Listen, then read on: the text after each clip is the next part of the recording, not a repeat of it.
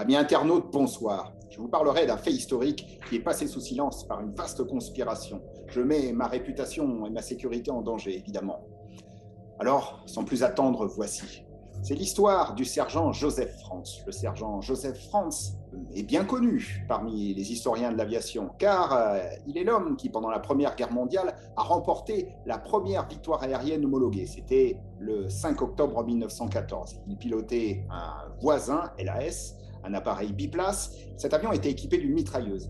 Avec son mitrailleur, qui s'appelait Keno, il a réussi à intercepter un biplace allemand, un aviatique, et à l'abattre dans le village de Jean-Chéry-sur-Vesle, pas très loin de Reims, sous les yeux de l'état-major de la 5e armée française et du général Franchet d'Espéré, qui est venu décorer immédiatement le pilote et le mitrailleur.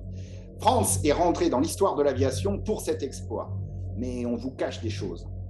En ce moment-là, on est plusieurs mois après sa première victoire aérienne, Frantz est renvoyé sur le front. Il est là pour tester une nouvelle version de l'appareil Voisin, qu'on a équipé d'un canon de 37 mm en place avant. C'est un canon de marine qui peut tirer des obus ou des munitions à grenaille, comme un gigantesque fusil de chasse. Et si on a ainsi équipé ces bombardiers Voisins, c'est pour les faire attaquer des objectifs au sol ou des ballons captifs allemands. Donc Frantz a été renvoyé sur le front pour tester cet appareil et il fait équipe cette fois-ci avec un matelot par définition habilité et entraîné à utiliser cette arme. Ce matelot s'appelle Augustin Fralin.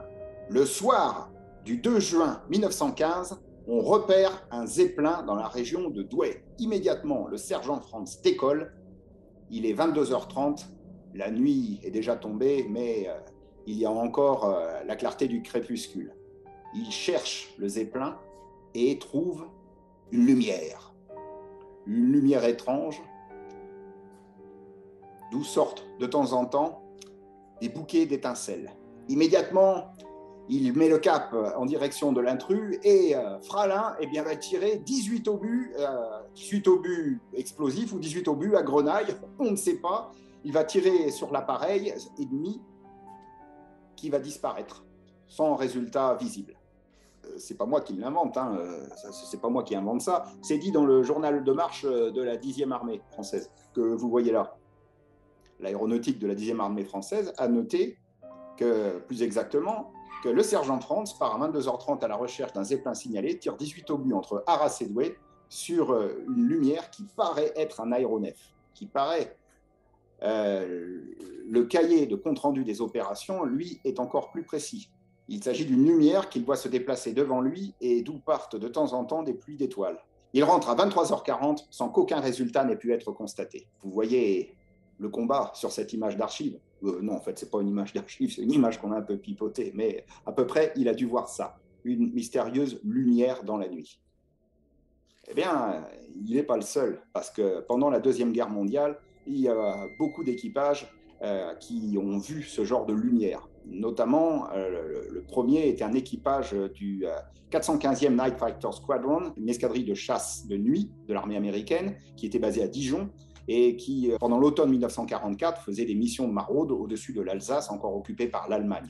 En rentrant d'une mission, l'appareil, un Beaufighter, est poursuivi par plusieurs mystérieuses lumières rouges qui suivent l'appareil et disparaissent aussi mystérieusement qu'elles sont apparues. Un peu plus tard, le 21 octobre 1944, au-dessus de l'Allemagne, au-dessus de la ville de Bonn, un chasseur de nuit américain, un P-61 Black Widow, voit une grande boule de lumière et essaie de l'intercepter et n'arrive pas à la rattraper et elle disparaît dans un nuage, pareil, aussi mystérieusement qu'elle est apparue. Alors ceci est un véritable fait historique. Plusieurs équipages de la Deuxième Guerre mondiale, qu'ils soient américains, anglais, allemands, ont signalé avoir vu des boules de lumière de couleurs variées, jaunes, blanches, orangées, rouges. Et c'est un phénomène que l'armée américaine a appelé les Foo Fighters. C'est un fait historique si avéré que le Time Magazine, dans son édition du 15 janvier 1945, y a même consacré un article et attribue cela à des armes secrètes allemandes, des prototypes. Cette hypothèse ne résiste pas à l'analyse des faits. Aucun avion allemand n'est capable de telles performances, de telles accélérations, le fait de pouvoir disparaître. Il y a notamment un avion allemand, le Messerschmitt 163 Comet, qui est un véritable bolide, un avion fusée, qui est extrêmement dangereux à piloter pour le pilote de jour et qui serait carrément suicidaire à piloter de nuit. Donc on a même les témoignages des pilotes allemands. Aucun n'a volé de nuit sur cet appareil. Donc, quelle est l'explication? On ne sait pas.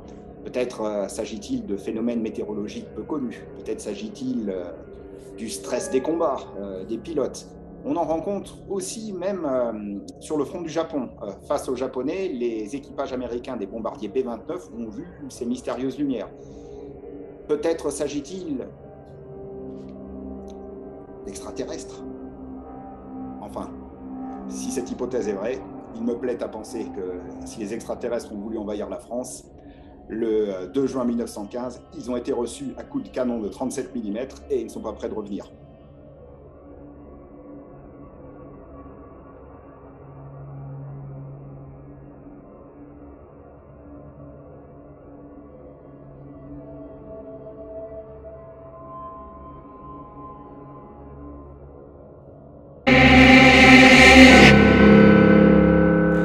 La bibliographie complète de Joseph Franz est parue dans la revue Le Fanat de l'Aviation, numéro 539 et 540 d'octobre et novembre 2014. Vous avez aimé cette vidéo? Pensez à liker et surtout abonnez-vous à la chaîne Aéro Podcast.